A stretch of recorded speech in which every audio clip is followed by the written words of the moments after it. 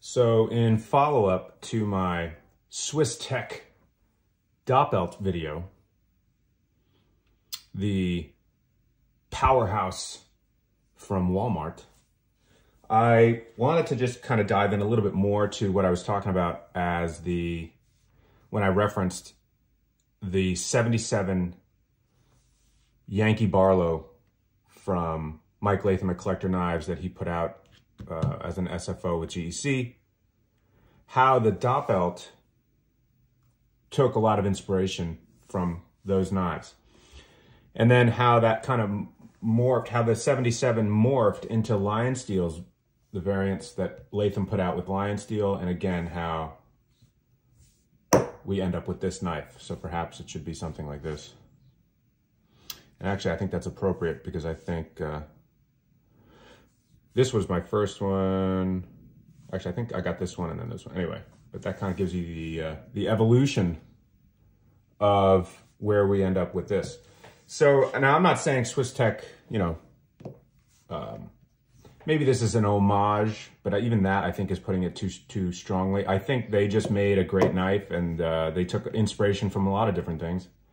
I don't think it's fair to say that, that this pattern or this design knife is owned or anything like that. I think even Latham knew what he was doing. These are just some of the best knives ever made, partly because Barlows are some of the best pocket knives ever made. But other than that, the specs of these knives, the specifications are just spot on. I mean, they're the right length, they're the right width. The bolster is in perfect proportion to the rest of the scale, which I'll talk about. The thickness is there, especially a single blade, in my opinion. It's just all there. So that's why, in my opinion, I say so boldly that these knives in particular are the best pocket knives ever made. Now that's obviously purely subjective, of course, but and my opinion is just that, it's an opinion, and obviously it has no more bearing, any more or less bearing on anybody else's opinion on what they think is the best pocket knife. It's purely whatever you think. So I just love these knives a lot, and so that's why I was so excited about the Doppelt. So where do you even be? So this is the Doppelt, right?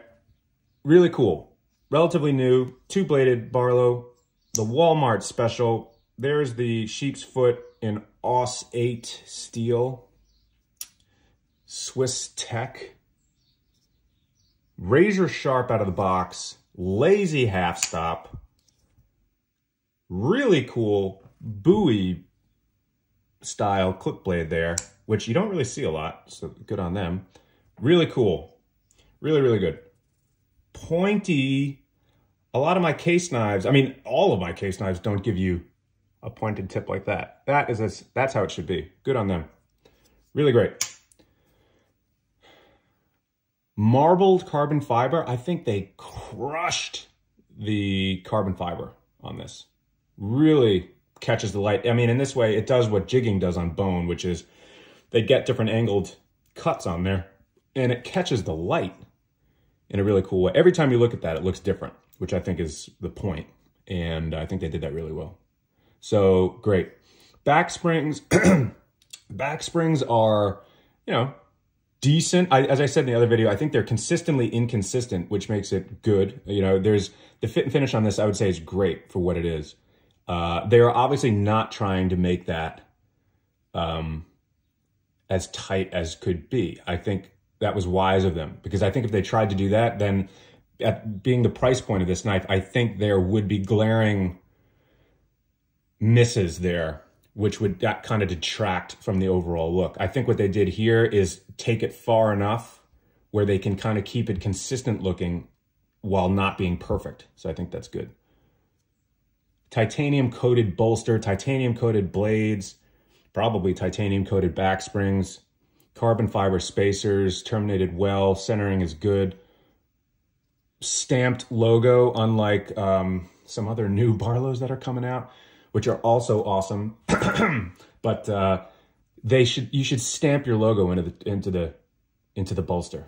Stamp your logo into the bolster, i.e. Northfield from GEC or Tom's Choice from GEC.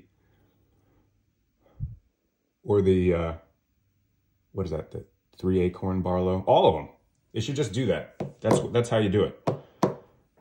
You don't roll your brand into the bolster, because eventually it's going to wear off. And part of the beauty about a knife like this is that bolster takes on such a patina, but that stamped logo is not going anywhere. Look at this knife. Would you look at this knife? I mean, can we just look at the knife? Oh my goodness.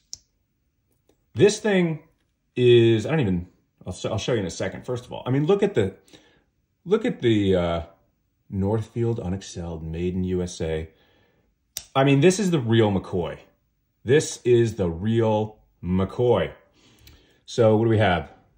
GEC TIW Titusville Ironworks, 77 is the pattern. 2 means it's the main blade is a spear. There is 1 blade on it, and this was made in 2015. This knife is amazing. Amazing. Look at the patina on that thing. Good Lord. I'm gonna catch that. Oh my. Awesome. This, I mean, I'll just do that. You know what I should do is do this. There we go. Okay. Okay. Something like this. Good Lord. These knives are pretty. Okay. Wow. Maybe I should just stop the video here. No. This knife is so good because they took everything that these knives did and made it into this knife. So this was my first 77 Barlow. It put it over the top for me. This knife to me is perfect. It's perfection. I love everything about this knife. I love how sleek it is. Look at the back spring. This thing is from 2015. I have used this thing to no end. The back spring is still perfect. Look at this. Oh. The best walk and talk of any knife. Look at the half stop. Look at the half stop. It's perfect. The knife is perfect. Okay. The knife is perfect. Mike Latham hit it out of the park with those knives. I digress. This video is not about the perfection of the 77 Yankee Barlow. This video is really about how good the Swisstech dot belt is, which is not an understatement. I think these really are very good for what you get. Centering on this thing, very nice.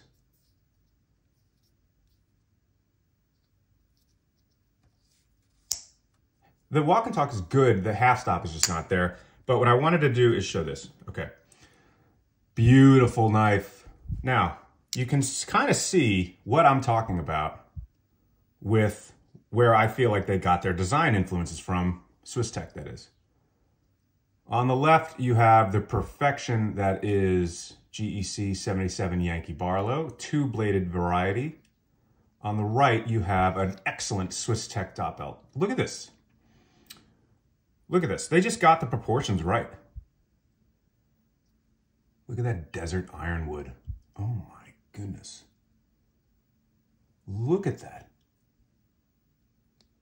Look at the back springs. Oh my. That's just something else. Something else. So what I'm saying is if Swisstech tried to do what GEC did, I don't think it would be as good as what Swisstech ended up with, because I think that it would be, this is good because of its execution. If this was missed even a little, it actually throws off the whole thing, in my opinion. I know that's probably a hot take. Some folks disagree, and which is probably, they're probably right and I'm probably wrong. But you know what I'm saying? Especially when the whole knife is carbon steel, which this is, the blade, the, actually, I think the back springs are stainless steel. Somebody correct me if I'm wrong. I'm pretty sure the back springs are stainless. The liners are carbon steel, like this. See this? Well, actually, no. That's carbon steel. Okay, maybe they're all carbon steel. Anyway, when it's all the same kind of material there, it really shows when it's done well, and it also really shows if it's not. And so, good Lord, they did that really well. Now, again, it's a different knife, it's a different production, it's a different kind of thing.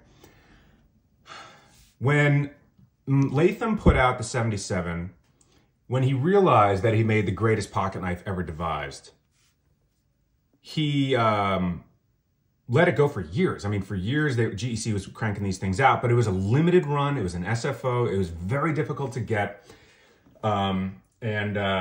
GEC throughout that time is only getting more and more popular until what it is now, which is like an anomaly. I mean, these things are so difficult to get now. I don't even know if they're making these anymore. I think the last time they put out one was 2 years ago, maybe. He used to do it every year, but he would do it once a year. There might have been a year he did two, but from what I know, it was every year was one time. So he did that for a while. I don't know, as I mentioned in the other Swiss Tech video, I don't know what happened after that. If Latham was just thinking, you know what, this knife design is so good, I'm gonna take it elsewhere, just to create some new a modern take on it, or if it was GEC's supply lines being slower than normal. They were putting on very limited runs of these, and they only did it once a year. So maybe it was a combination of trying to take this knife to the next level and also making more of them out into the marketplace. Probably a little bit of both. Either way, Latham after a while went to Lion Steel in Italy and brought his beautiful design to them and modernized it to what we have here. The Lion Steel variety. Absolutely gorgeous. Anodized titanium bolster, pretty thick. For being a single blade, this one is actually pretty thick, as opposed to this one, which I'll show in a second. Really nice fit and finish. Now you can tell the fit and finish is very different from a GEC, right? If I'm gonna say which I prefer the GEC. I mean, just look at the GEC. The back spring is radiused on the Lion Steel, but look at how that blade matches up with the back spring on both of them. They're very, very, very good. Very good. Look at the blade well on that. Perfect. Everything is titanium on this one, whereas everything is carbon steel, I guess, on this one.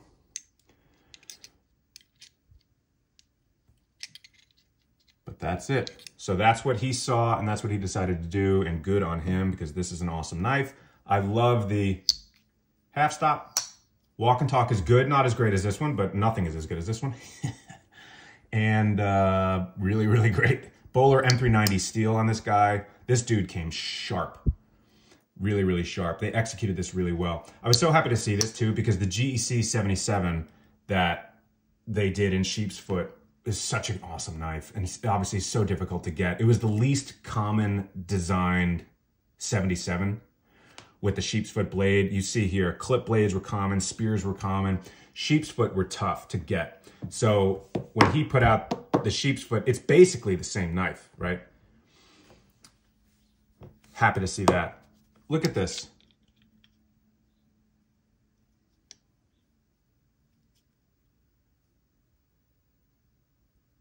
Really nice. Look at the proportion of the bolster to the handle. It's what you want to see. It is what you want to see. This is a Walmart knife. That just shows you where we are at in the golden age of pocket knives. Look at this. Look at this. Another M390 blade. Love it. I love just how bulletproof this thing looks. This thing looks like it came out of the Terminator. You know what this looks like? The T1000 from Terminator 2. Liquid metal. It just looks like something that, you know, in the year 2070, they're still carrying slip joints. It's just very it's just very strong looking. Even the way that the bolster is done. I mean, it's not a bolster, obviously. They just put a line in the handle to make it look like a bolster. And it's awesome. It is so awesome. I love it. This knife is super cool. Thin, kind of like this single blade 77 spear. Honestly, the reason why this was the first Lion Steel I got, the reason why I got this knife was because of this knife. And I said to myself, all right, I mean, it's the same knife. It's the same knife, just with modern materials. Awesome. Walk and talk is good. Half stop is perfect. Perfect. there you go. So this is just a show and tell. It's me, basically me just drooling over these knives. Look at this one. Good Lord. This is like spring green saw cut bone. Oh my goodness. Look at that clip. This is what they do so well. Look at the satin finish on that clip blade. Absolute perfection. This was put out in 2016. Oh, okay. I mean, can you like...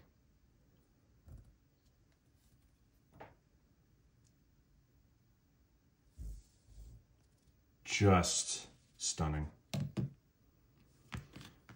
This one's really cool. Another clip. 2 blades. So this is a sheep's foot secondary. This was 2018. There you go.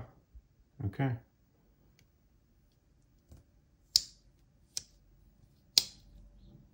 Absolutely incredible. That's why I love the dot belt, because for a fraction of the price, you have something that really is great. Really, really great. The proportions are there. It's just there.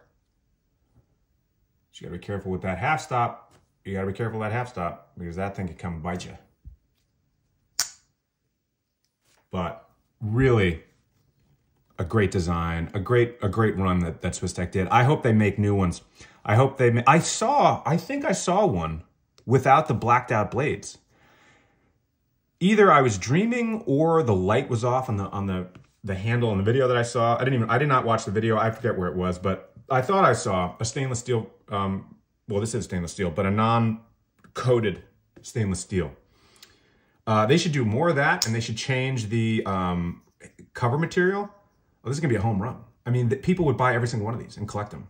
Absolutely. There is something indescribably collectible about pocket knives in general, but Barlow's in particular. Am I right? Barlow's. You don't even have to think that Barlow's are the best pocket knives ever made, or the best design of a slip joint knife ever made, to want to collect Barlow. There's something collectible about Barlow's. I happen to also think the reason for that is that Barlow's are the best pocket knives, but, you know, purely subjective.